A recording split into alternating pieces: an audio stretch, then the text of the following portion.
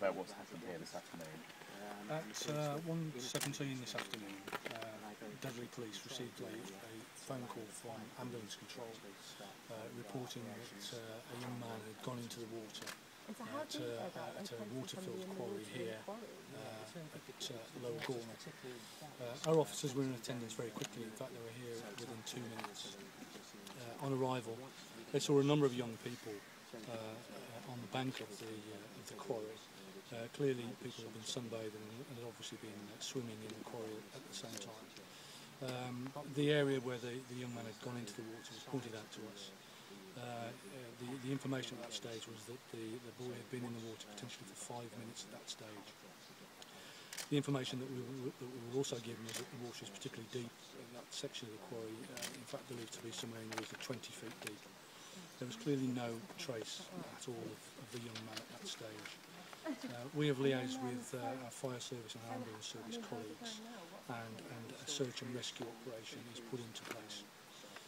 Clearly at that stage there was no immediate trace of the young man who we strongly believe went into the water and didn't come out of the water. You've been searching for some hours now. Any progress? Regrettably, we've had no progress at this stage. This is still a missing person inquiry as we speak. However, I'm increasingly concerned that the boy went into the water and didn't come out. I would have hoped, had there been another explanation, that he would have either gone home by now or made himself known to someone else. But at this stage, there's no trace of the young man that went into the water. Can you describe the nature of the rescue attempts that you and the fire service are making? It's very difficult.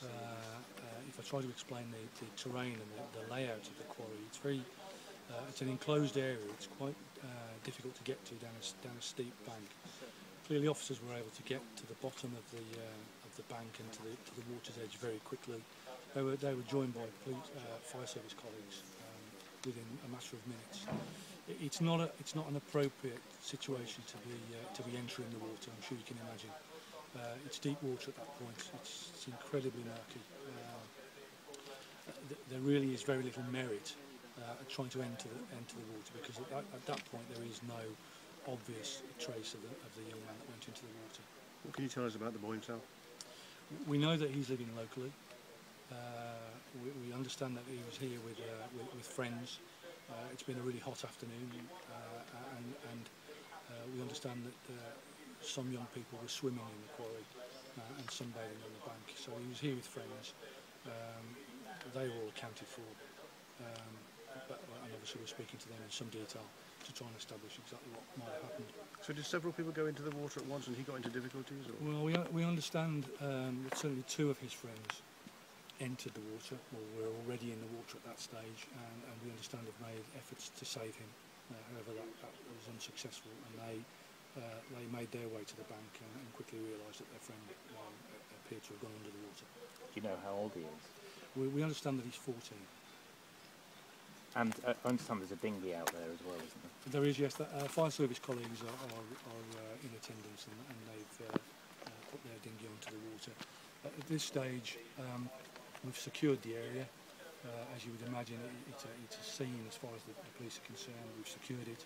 We're waiting for underwater search colleagues to arrive, and they will be able to enter the water and obviously conduct a search beneath the water at the point where we believe he went in. Do you know if the lads that went in with him, did they go in at the start when he went in, or did they go in to simply rescue him? We think that they were already in the water, but clearly we're speaking to them as we speak, and we should have more detail of exactly what happened. Yeah. There's local talk that the lad may have actually jumped from a cliff. That's how it was described to me. Yeah, possibly. That's similar to how it's been described to us. We can't be sure at this stage whether he deliberately jumped into the water or whether he fell into the water. Clearly we're trying to piece together exactly what happened, and hopefully within the next few hours we'll have a clearer picture of exactly how he came to be in the water. Do you know from how high above the water he fell in? I don't with any precision. I've been to the scene. One side of the quarry is quite a steep wall, but we understand that he entered the water from the opposite side of the quarry, where there is still a relatively steep entry to the water, but not quite as high as the far side. So it is entirely conceivable that he fell in rather than jumped in, but again, again, until we've spoken to the people that were with him in detail, we won't know that for certain. And presumably it concerns you that there are young people playing in such a dangerous area. Very much so. It seems that whenever we have a spell of hot weather, we find ourselves reporting on or dealing with incidents of young people swimming in open water. It's incredibly dangerous. The message for me is quite simple, really. These quarries are not a good place to be swimming. There's absolutely no safety mechanisms in place. There's no one to save you who's qualified to save you if you get into difficulties. The water is incredibly cold, and as is in the case here, very deep and very, very murky too. So they're incredibly dangerous places to swim. Very inviting on a hot summer's day, but very, very